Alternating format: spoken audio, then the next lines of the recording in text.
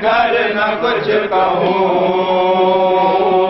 दूसरों के सामने जो लुटे न कुछ कहूँ। अम्मा ये आँख रोए रख भर के वास्ते, राशन आए हाथों में असवर के वास्ते।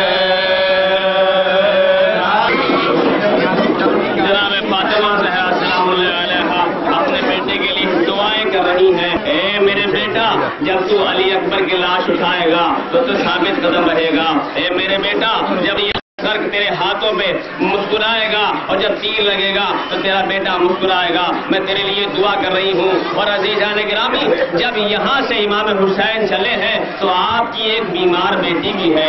अभी फातिमा ज़हरा को सुना है आपकी एक बीमार बेटी भी है, वो भी साथ चलने के लिए दरखास्त पेश कर रही है। ए बाबा, मैं भी तो जाऊंगी, ये सफर में जब सब जा रहे हैं तो मैं भी जाऊंगी। लेकिन इमाम हुसैन अलैहिस्सलाम ने अपनी बेटी सुगरा को तसल्ली दी। ए बेटी, अरे देखो तुम बीमार हो, तुम हमारे साथ कैसे जा पाओगी? तारीफ बताई, अब्बास को बुलाया। ए अब्बास, मेरे पास आओ। यहाँ तक कि एक मर्तबा है, क्या बात कहना चाहते हैं? इमाम हुसैन ने फरमाया, ए भैया अब्बास, चलो अब हम जब करबला जाने के लिए तैयार हो गए हैं तो काफिला जो जाना चाहते हैं उन सब के लिए एक फहरिस्त बनाई जाए। एक कागज ले लो, एक कलम ले लो। इमाम हुसैन अलैहिस्सलाम ने इतना कहा कि जनाब अब्बास ने एक मर्तबा कलम उठाया, कागज उठाया। हाँ का बताइए अब क्या करना है? इमाम हुसैन अलैहिस्सलाम ने कहा, अब इसमें नाम लिखते जाओ, मैं तुम्हें हुक्म देता जाऊंगा। तुम करबला जाने के लिए जितने सिपाही हैं सबके नाम लिखो। जनाब इमाम हुसैन ने हुक्म दिया, जनाब अब्बास ने नाम लिखना शुरू किए।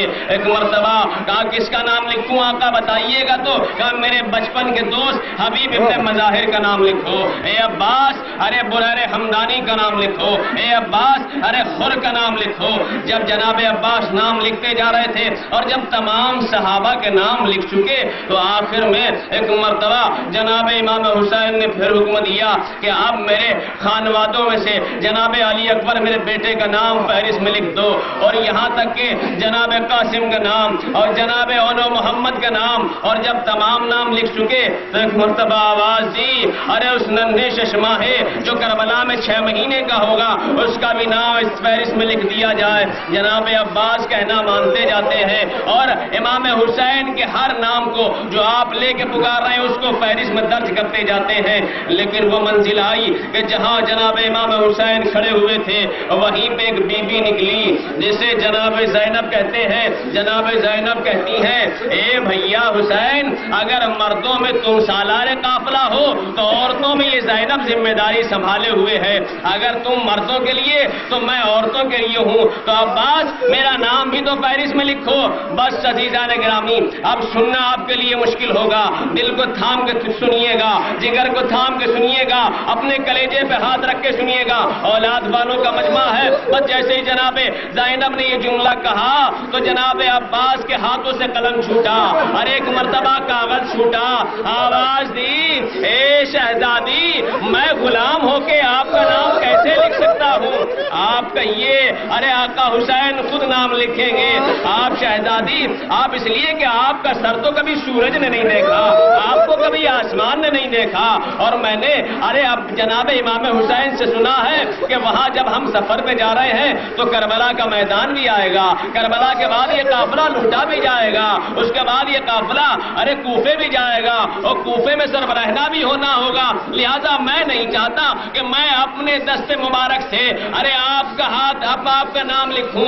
बस अज़ीज़ान गिरामी, जनाब ज़ैनब ने एक मर्तबा कहा, ए अब्बास, अब मैं इल्तिजा नहीं कर रही हूँ बल्कि मैं शहजादी होकर हुक्म दे रही हूँ। ए अब्बास, मेरा नाम दर्ज करो।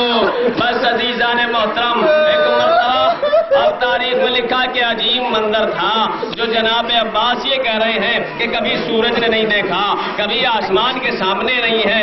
بس عزیزان محترم، ایک مرتبہ جناب عباس نے نام کو لکھنا شروع کیا۔ تاریخ نے اس منظر کو عجیب طریقے سے لکھا کہ جب آپ نے صاحب مالیو سبتان لکھتے ہیں کہ جب آپ نے جناب زینب کا نام لکھا تو تاریخ بتاتی ہے کہ کہیں لیے کہ ہاتھ کانپ رہے ہیں، ایک ہاتھ آپ نے اپنی آنکھوں پہ رکھا ہے، ایک ہاتھ میں قلم ہے اور ایک مرتبہ نام لکھ رہے ہیں۔ اب جو نام لکھا تو کانپتے ہوئے ہاتھوں سے ہر ایک بدن میں لاشا ہے اور نام لکھ رہے ہیں کہ کہیں لکھا، یہ کہیں لکھا، نون کو کہیں لکھا، بے کو کہیں لکھا، فاصلہ دے دے کے نام لکھا گیا، اس لیے کہ ہاتھوں پہ آنکھوں پہ ہاتھ تھا اور اب ایک مرتبہ ہاتھ کانپ رہا تھا تو اب نام ایسے ہی لکھا جانا تھا، بے کو کہیں لکھا جانا تھا۔ لیکن جناب زینب نے نام لکھتے ہوئے تو نہیں دیکھا، لیکن جب نام لکھ چکے تو کہا ذرا دکھاؤ تو اے جناب زینب کا نام کیسے لکھا؟ تو ایک مرتبہ جب آپ نے اپنا نام دیکھا کہ زینب بنت علی اسیر شام، تو ایک مرتبہ آواز دی اے بھیا یہ زینب کو کیسے لکھا؟ آپ نے زے کو کہیں لکھ دیا، یہ کو کہیں لکھ دیا، نون کو کہیں لکھ دیا۔ ارے عباس کی آواز آئی اے بہن، ارے شہزادی آپ کا نام میں کیسے لکھ سکتا تھا، لیکن آپ کا حکم تھا۔ جناب شہزادی زینب نے آواز دی اے عباس، ارے جیسے میرا نام تم نے کہیں کہیں پہ لکھ دیا ہے، ارے فاصلہ دے کے لکھ دیا، بس اسی طریقے سے یہ نام عکاسی کر رہا ہے کہ زینب بے پردہ کبھی کربلا سے کوفے ہوگی، کبھی کوفے سے شام ہوگی۔ ہاں عزیزان محترم، جناب عباس فہرست بناتے جا رہے ہیں، جناب امام حسین کی آواز آتی گئی، فہرست بناتے گئے، ام کلثوم کا نام لکھا، ام کلثوم بنت علی اسیر شام، اور یہاں تک کہ پھر کہا ام لیلا کا نام فہرست میں درج کرو، ام رباب کا نام فہرست میں لکھو، اور اس کے بعد ارے رقیہ کا نام لکھو، یہاں تک کہ ایک مرتبہ آواز دی ارے ماں کی بوڑھی کنیز فضا کا نام بھی فہرست میں لکھ دیا جائے۔ جب تمام نام لکھے جا چکے تو ایک مرتبہ اب تاریخ بتاتی ہے کہ عجیب منظر تھا۔ اب پردہ داری کو محسوس کریے گا، ارے وہ معظمائیں جو جناب زینب کے پردے کی محافظت کرتی ہیں، ان کے سننے کے لیے لمحہ فکریہ ہے کہ ایک مرتبہ جب نام لکھا جا چکا تو جناب عباس رات کا وقت تھا، جب قافلہ چلا ہے تو یہ شام کا عشاء کا وقت لکھا ہے۔ صاحب مالی سبتان لکھتے ہیں لیکن رات میں کوئی مرد نہیں تھا، لیکن ایک مرتبہ جناب عباس گھر سے باہر نکلے اور نکلنے کے بعد آسمان کی طرف دیکھا، بہن زینب ابھی اندر رہنا، ابھی باہر نہ آنا۔ ایک مرتبہ آسمان کی طرف دیکھنے کے بعد کہا الحجاب الحجاب الحجاب۔ حسین نے پوچھا بھیا ارے کس سے کہہ رہے ہو؟ یہاں تو کوئی موجود ہی نہیں ہے، یہاں کوئی مرد نہیں ہے، یہاں کوئی نظر نہیں آ رہا ہے، تو آپ کس سے کہہ رہے ہو؟ پردہ کرنے کے لیے عباس کی آواز آئی آسمانی مخلوق سے کہہ رہا ہوں پردہ کے واسطے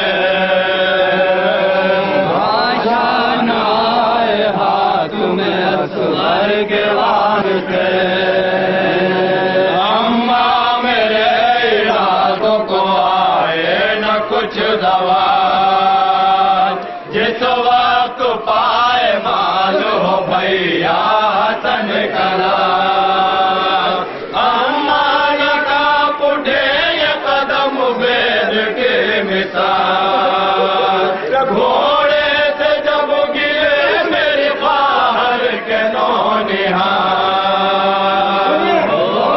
سے جب گرے میری خواہر کے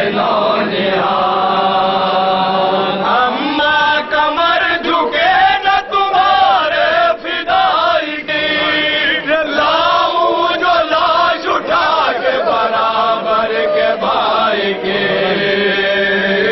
لاؤں جو لاش اٹھا کے برابر کے بھائی کے، اماں میرے ارادوں کو آئے نہ کچھ دوا، جس وقت پائے مانو بھیا تن کلا۔